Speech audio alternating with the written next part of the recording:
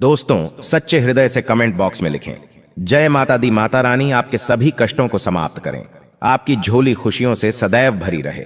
दोस्तों, नवरात्रि का महापर्व 9 देवी अर्थात 9 कन्याओं को समर्पित है। कन्या पूजन करने से हमारी समस्त पीड़ा दूर होती है, दुख दर्द दूर होते हैं, हर कष्ट दूर होते हैं, गृह क्लेश हमारे जीवन से हमेशा के लिए दूर हो जाते हैं। यहाँ तक कि पितृदोष, राहु दोष, मंगल दोष, कालसर्प दोष, मात्र कन्या पूजन से शनि से पीड़ित व्यक्ति को राहत मिलती है, सुकून मिलता है, घर में खुशियां आती हैं तथा अकाल मृत्यु घर में कभी नहीं होती। दोस्तों, आपको बता दें, इस बार माता रानी हाथी की सवारी पर पृथ्वीलोक पर आ चुकी हैं और भक्तों के कष्टों को दूर करेंगी। जब जब माता रानी हाथी पर सवार होकर आती है, तब तब धरती पर फूल खिलते हैं और वर्षा होती है तथा हरियाली की उत्पत्ति होती है और जीवन सुगम हो जाता है। किसान के घर में साक्षात मां जगदम्बा जगत मां का आगमन होता है। दोस्तों, इस बार के नवरात्रि बहुत ही शुभ और मंगलकारी माने जा रहे हैं। इस बार शारदीय नवरात्रि 15 अक्टूबर दिन रविवार को शुरू होकर और इसका समापन 23 अक्टूबर दिन सोमवार को होगा। ऐसे में 24 अक्टूबर दिन मंगलवार को ही दुर्गा विसर्जन होगा। जो लोग माता रानी की स्थापना करते हैं, मूर्ति स्थापना करते हैं, वह लोग 24 अक्टूबर दिन मंगलवार को विसर्जन करेंगे। दोस्तों, नवरात्रि की अष्टमी और नवमी तिथि पर कन्या पूजन का विधान है। इस बार महाअष्टमी तिथि 22 अक्टूबर 2023 यानी कि इस दिन रविवार है और नवमी तिथि 23 अक्टूबर 2023 दिन सोमवार को है। ऐसे में आप अष्टमी और नवमी को इन दोनों तिथियां में कन्या पूजन अवश्य ही करें। कन्याओं को भोजन अवश्य खिलाएं। शास्त्रों में 9 दिनों के नवरात्रि को बहुत ही शुभ और मंगलकारी माना जाता है और वहीं 8 दिनों के नवरात्रि को अच्छा नहीं माना जाता। ऐसे में 10 दिनों के नवरात्रि बहुत ही शुभ माने गए हैं। शास्त्रों के अनुसार नवरात्रि के दिनों में माता रानी का पूजन करने से, कन्या पूजन करने से मां अभय वरदान प्रदान करती हैं। कुंडली में जो कष्ट होते हैं उन्हें ठीक कर देती है। श्रीधर की तरह ही सच्चे हृदय वाले व्यक्ति के सभी कष्टों का निवारण मां शीघ्र ही करती है। मां की उपासना से विनम्रता का विकास होता है। सभी कष्ट, दरिद्रता, दुख, कष्ट नष्ट हो जाते हैं। नवरात्रि में माता रानी का व्रत और पूजन किया जाता है, लेकिन नवरात्रि के दौरान सबसे ज्यादा महत्व होता है कन्या पूजन का। दोस्तों, कन्या रानी जो होती हैं, फूल की पंखुड़ियों की तरह नाजुक होती हैं। कन्या पूजन सर्वोप्रिय है, श्रेष्ठ है। कन्या के रूप में स्वयं जगदम्बा देवी, माता वैष्णो, 9 देवियां अर्थात समस्त ब्रह्मांड इनके शरीर के कण कण में वास करते हैं। बहुत कम लोग जानते हैं 33 कोटि देवी देवताओं का वास होता है। कन्याओं के मस्तक पर कन्या चाहें छोटी हो चाहें बड़ी हो, वह सदैव पूजनीय है, मां के समान मानी जाती है। दोस्तों, माना जाता है व्रत और उपासना से माता रानी इतना प्रसन्न नहीं होती है जितना कि कन्या पूजन से होती है। नवरात्रि में छोटी छोटी कन्याओं को माता रानी का स्वरूप माना जाता है। कन्याओं को भोग लगाया जाता है, उन्हें प्रसन्न किया जाता है और बदले में आशीर्वाद मांगा जाता है। कन्याओं को प्रसन्न करने के लिए गिफ्ट आदि उपहार वगैरह दिए जाते हैं। माना जाता है अगर कन्याओं को कोई भेंट दी जाए और वो उसे खुशी खुशी स्वीकार कर ले, तो इसका मतलब है माता रानी अर्थात माता वैष्णो ने वो भेंट स्वीकार कर ली। जिन पर कन्याएं प्रसन्न होती हैं, तो समझो उन्हें माता रानी का आशीर्वाद मिल गया और माता रानी की कृपा से उन्हें मुंह मांगा वरदान प्राप्त होता है। कन्या पूजन कोई मामूली पूजन नहीं होता। समस्त ब्रह्मांड में जो पूजा होती है, उनसे बढ़कर कन्या पूजन को माना जाता है। 10 बार गंगा स्नान करने से और 100 बार यज्ञ करने से तथा 1000 बार यात्रा करने से जो पुण्य मिलता है, वह मात्र 1 बार कन्या पूजन करने से करोड़ों गुना भक्त को मिल जाता है, प्राप्त हो जाता है। दोस्तों, इसीलिए कहा जाता है कि कन्याओं को सताना नहीं चाहिए, इससे समस्त ब्रह्मांड हिल जाता है। कन्याओं की जितनी सेवा की जाए कम ही होती है। कन्याएं कोई मामूली नहीं होती। कन्या के रूप में स्वयं उनके मस्तक पर विराजमान होकर स्वयं देवी चलकर आपके घर तक आती हैं। नवरात्रि में 2 साल से लेकर 10 साल तक की कन्या का पूजन होना चाहिए। अष्टमी अथवा नवमी को कन्याओं के पैर धोकर भोजन कराना, उपहार आदि देना श्रेष्ठ माना जाता है, दुर्लभ माना जाता है। ऐसा मौका कभी हाथों से नहीं जाने देना चाहिए। इस दिन जितना ज्यादा हो सके कन्याओं को हाथ पकड़कर, पैर पकड़कर अपने घर तक लेकर आएं। दोस्तों, वीडियो में आगे बढ़ने से पहले आप अपनी राशि भी कमेंट बॉक्स में जरूर डाल दीजिएगा। यदि हमारे पास कोई उपाय होगा तो वह आकर हम आपके कमेंट के रिप्लाई में बता देंगे। कोई भी राशि के अनुसार अगर उपाय करता है तो माता वैष्णो बड़ी प्रसन्न होती है और ऐश्वर्य धन प्रदान करती है, मालामाल बना देती हैं। इसीलिए राशि कमेंट में जरूर छोड़ें और हाँ, माता को एक लाइक जरूर करें। लाइक करने में कंजूसी ना करें। दोस्तों, कैसे करें? कन्याओं का स्वागत। कन्या जब आपके घर आए तब सभी के पैरों को दूध और पानी से उनके पैरों को धुलाना चाहिए। खासकर मर्दों को कन्याओं के पर आवश्यक धोने चाहिए, इससे मैया वैष्णो प्रसन्न होती हैं। दोस्तों, फिर उसके बाद कन्याओं को किसी साफ जगह पर जमीन पर कपड़ा बिछाकर बैठाना चाहिए। उनके माथे पर अक्षत, फूल और कुमकुम लगाना चाहिए। फिर उसके बाद भोजन ग्रहण करवाना चाहिए। लेकिन हमेशा याद रहे, कन्याओं की थाली में 3 पूरियां कभी ना रखें। इसे शुभ नहीं, घोर अशुभ माना जाता है। 3 पूरियां तथा 3 रोटियां मरने वाले व्यक्ति के लिए निकाली जाती हैं और जेल में कैदियों के लिए दी जाती हैं। ऐसे में कन्याओं को उनकी थाली में 3 पूरी कभी ना दें, लेकिन 1-2 करके पूरियां दे सकते हैं। इससे 3 संख्या बढ़ जाती है और दोष भी नहीं लगता। दोस्तों, कन्याओं को खाना खिलाने के बाद अंतिम में कन्याओं के सर पर लाल चुनरी उड़ाना चाहिए और भोजन में आपको खीर, पूरी, हलवा, चना तथा आलू की सब्जी, छोले वगैरह की सब्जी खिलानी चाहिए। पनीर आदि भी खिलाया जा सकता है। वैसे माता रानी का प्रिय भोजन खीर, हलवा, पूरी और छोले आदि ही हैं। लेकिन भूल से भी लहसुन और प्याज का इस्तेमाल कभी ना करें, अन्यथा अनर्थ हो जाएगा। अक्सर कई लोग कन्याओं को कुरकुरे का पैकेट, चिप्स वगैरह का पैकेट खिलाते हैं, जो कि घोर अनर्थ माना जाता है, क्योंकि इसमें लहसुन, प्याज का इस्तेमाल होता है, जिसके कारण आपका व्रत खंडित हो सकता है। मां दुर्गा क्रोधित हो सकती हैं। जहां आपने 9 दिनों तक लहसुन प्याज का परहेज किया, लेकिन आपकी एक गलती पूरे व्रत को खंडित कर सकती है। इतना भी नादान नहीं बनना चाहिए कि माता रानी रूष्ट हो जाए और कन्याओं को भी अशुद्ध होना पड़े। कन्याओं को डब्बा बंद कोई भी ऐसी चीज ना खिलाएं जिसमें लहसुन, प्याज होता है। कई चीज तो ऐसी होती है मार्केट में जिसके अंदर लहसुन, प्याज का इस्तेमाल होता है। ऐसा आप कभी मत करना। दोस्तों, कई लोग कन्या पूजन में खाना घर पर नहीं बनाते और मार्केट से रेडीमेड लाकर ही खिलाते हैं तथा दही जलेबी खिलाते हैं, जो कि शुभ नहीं माना जाता। दोस्तों, ऐसा खाना वो लोग खिलाते हैं जिनके घर में मान लीजिए कोई दुर्घटना आदि हो गई है या घर में कोई बीमार है या कोई मुसीबत है, तब वो ऐसा करते हैं। लेकिन अगर आप स्वस्थ हैं, आपको कोई पीड़ा नहीं है, तो ऐसा भूल कर भी नहीं करना चाहिए। माता रानी दही जलेबी नहीं, आपके हाथों का बना भोजन खाना चाहती है, आपका प्यार चाहती है। फिर चाहे आप घर में एक ही पूरी क्यों ना बनाएं माता के लिए, पर आप स्वयं ही अपने हाथों से माता रानी को भोजन खिलाएं। देखिए, भले ही आप दही जलेबी खिला सकते हैं, परंतु माता को घर का बना हुआ शुद्ध भोजन ही अति प्रिय है। खासकर नवरात्रों के दौरान घर में पक्का खाना अवश्य बनाना चाहिए। माता रानी बहुत प्रसन्न होती है। घर का बना पक्का खाना ही कन्याओं को खिलाना चाहिए। हमेशा याद रखें, कन्याओं को प्लास्टिक के बने दोने में खाना नहीं खिलाना चाहिए। ऐसे बर्तन पूजा पाठ के लिए शुभ नहीं अशुभ होते हैं, क्योंकि प्लास्टिक के ज्यादातर बर्तन जो होते हैं जानवरों की हड्डियों द्वारा बनाए जाते हैं, इसीलिए ऐसा पाप मत करना। कन्याओं को हमेशा स्टील के बर्तन या पत्तों से बने बर्तनों में ही भोजन कराना चाहिए, बहुत ही शुभ माना गया है। अगर पेड़ के पत्ते में भोजन कराते हैं तो माता अभय वरदान प्रदान करती है।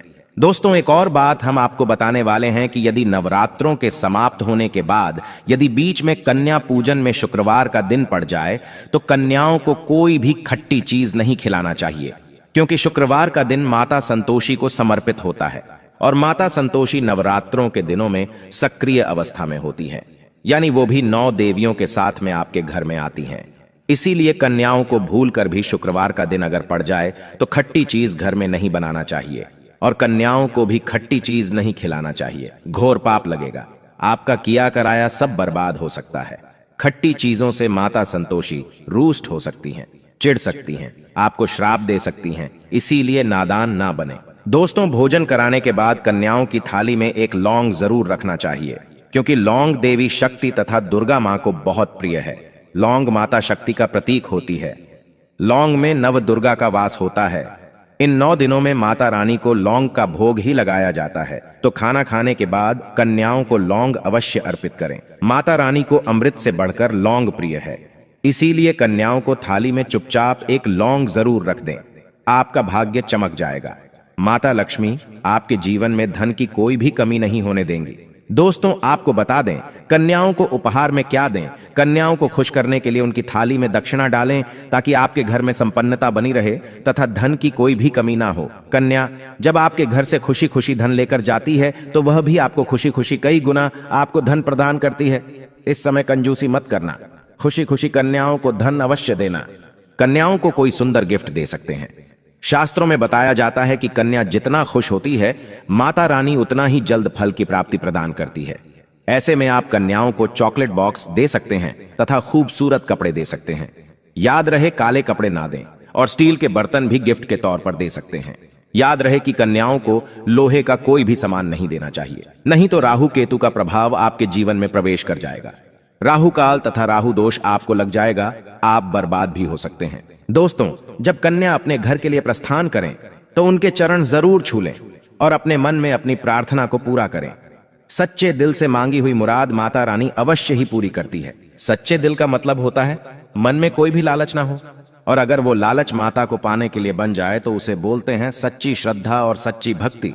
ऐसी भक्ति के आगे स्वयं 33 कोटि देवी देवता आपको नमस्कार करते हैं। दोस्तों, नवरात्रों के दिनों में अगर मिल जाए आपको ये संकेत तो समझो, माँ दुर्गा आपके घर में आ चुकी हैं। ये संकेत बताते हैं माँ दुर्गा का आशीर्वाद आपको प्राप्त होने वाला है। तो आइए शुरू करते हैं। दोस्तों, पहला संकेत, जब आप कलश स्थापना करते हैं तो जौ से निकली हरियाली बहुत ही शुभ मानी गई है। कहा जाता है कि जौ से निकली हरियाली हमारे भविष्य में होने वाले अच्छे और बुरे होने का संकेत देती है। ये सभी बातें हमारे आने वाले साल का भविष्य बताती हैं। यदि आपने जौ बोए है और वो किसी कारणवश नहीं हो पाए हैं तो ये संकेत बड़ा ही मनहूस माना गया है।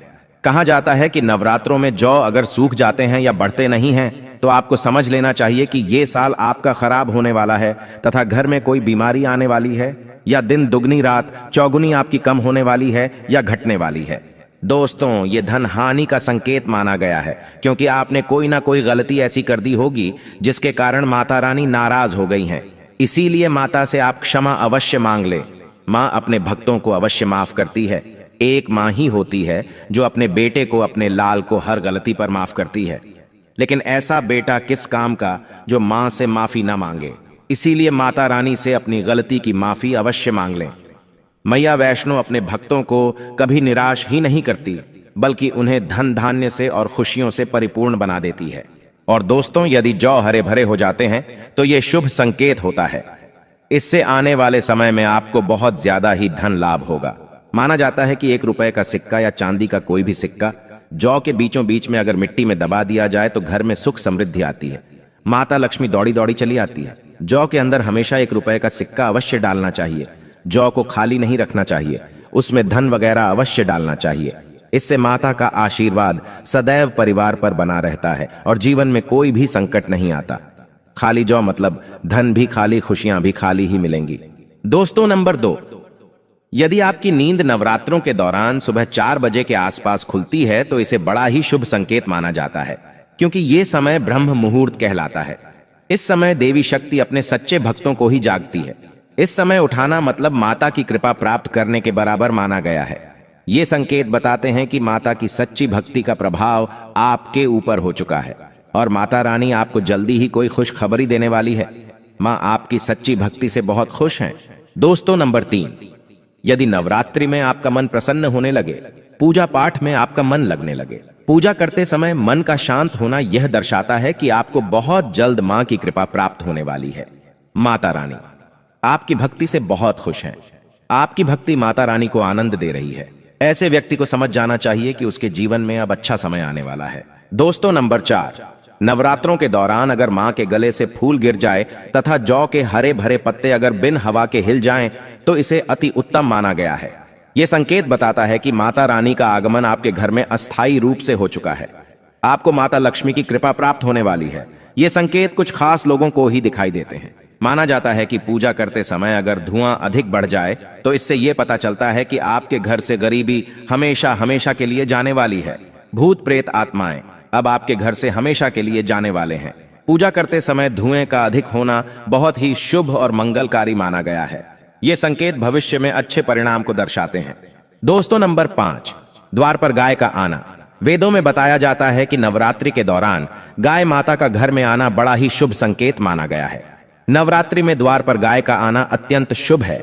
यदि आपके भी द्वार पर गाय आती है तो गाय के माथे पर कुमकुम लगाना ना भूले तथा गाय को रोटी जरूर खिलाएं। इससे मां दुर्गा अत्यंत प्रसन्न होंगी और आपकी झोली खुशियों से भर देंगी। द्वार पर गाय का बार बार आना भी जीवन में आने वाले अच्छे संकेतों की ओर इशारा करता है। दोस्तों, नंबर 6, सपने में शेर का दिखाई देना। अगर आपके सपनों में मां दुर्गा दिखाई देती है, अर्थात कोई भी देवी अगर आपके सपनों में दिखाई देती है तो बड़ा ही शुभ माना गया है। नवरात्रों के पावन अवसर पर माता के दर्शन किसी खास भक्तों को ही होते हैं। ये सपने कभी किसी को शेयर मत करना। यदि माता की सवारी तथा शेर रात्रि में सपने में बार बार दिखाई देता है तो मां दुर्गा आपसे प्रसन्न है। ये संकेत बताते हैं कि जल्द ही आपकी कोई मनोकामना अवश्य पूर्ण होगी और आपके शत्रुओं का नाश हो जाएगा। शत्रु आपके नाम से ही थर-थर कांपने लगेगा। मां दुर्गा का वाहन शेर है, इसीलिए नवरात्रि में शेर का दिखाई देना अत्यंत शुभ संकेत होता है। दोस्तों, नंबर 7, यदि कोई छोटी कन्या आपको सुबह सुबह लाल वस्त्र धारण किए हुए दिखाई देती है तो आपने साक्षात मां दुर्गा के दर्शन किए हैं।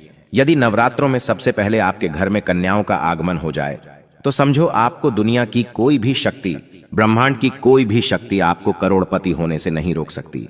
आपके जीवन में, आपके घर में माता लक्ष्मी का आगमन होने वाला है। आप दिन दुगनी रात चौगुनी तरक्की करेंगे। अब आप खुशियां मनाइए और मिठाइयां बांटे। ऐसे में कन्याओं को भरपूर तरीके से खुश रखें और उनका आगमन दूध से चरण धुलाकर करें, कोई भी कंजूसी ना करें। दोस्तों, माता रानी आपको यह संकेत दे रही है कि अब आपका बुरा समय समाप्त हो चुका है। अब जीवन में सुख समृद्धि के द्वार खुल जाएंगे। दोस्तों, नंबर 8, घर पर उल्लू का आना। यदि मां लक्ष्मी का वाहन उल्लू नवरात्रि में आपके घर पर आकर बैठ जाए तो यह भी शुभ संकेत है। इसका अर्थ है कि मां लक्ष्मी का आपके घर में प्रवेश हो चुका है और आपकी आर्थिक स्थिति और मजबूत होगी। लेकिन याद रहे, उल्लू नवरात्रि और दीपावली पर आना ही शुभ माना जाता है। दोस्तों, नंबर 9, यदि ब्रह्म मुहूर्त के समय यानी सुबह के 4 बजे के आसपास घंटियों की आवाज सुनाई दे जाए या शंख की आवाज सुनाई दे जाए तथा कोई भजन सुनाई दे जाए तो बड़ा ही शुभ संकेत माना गया है। इससे यह पता चलता है कि माता रानी आपकी भक्ति से बहुत प्रसन्न है और आपके जीवन में सभी नकारात्मकता का नाश होने वाला है तथा माता लक्ष्मी की कृपा आपको प्राप्त होने वाली है। दोस्तों, नवरात्रों के दौरान घर में काली चींटियों का दिखाना, लंबी लंबी लाइन बनाकर मुंह में खाना ले जाते हुए चींटियों को देखना अच्छा संकेत माना गया है। और यदि मंदिर में पूजा करते समय कोई छिपकली आदि दिखाई दे जाए या मंदिर के स्थान की ओर छिपकली चली जाए तो बड़ा ही शुभ संकेत माना गया है। इससे यह पता चलता है कि आपको माता लक्ष्मी की कृपा प्राप्त होने वाली है, मां का आशीर्वाद आपको मिलने वाला है। नवरात्रों के दौरान मंदिर में छिपकली का दिखना बहुत ही शुभ संकेत माना गया है। आपकी भक्ति का फल आपको शीघ्र ही मिलने वाला है, क्योंकि छिपकली को माता लक्ष्मी का प्रतीक माना गया है। किसी शुभ अवसर पर छिपकली का दिखना मंगलकारी माना गया है और नवरात्रि में छिपकली का मंदिर में दिखना साक्षात देवी लक्ष्मी का स्वरूप माना गया है। दोस्तों, अगर आप वाकई में मां वैष्णो की कृपा पाना चाहते हैं तो कमेंट बॉक्स में लिखें, जय माता दी माता रानी। आपकी झोली खुशियों से भर दें। मां वैष्णो के लिए एक लाइक तो बनता है।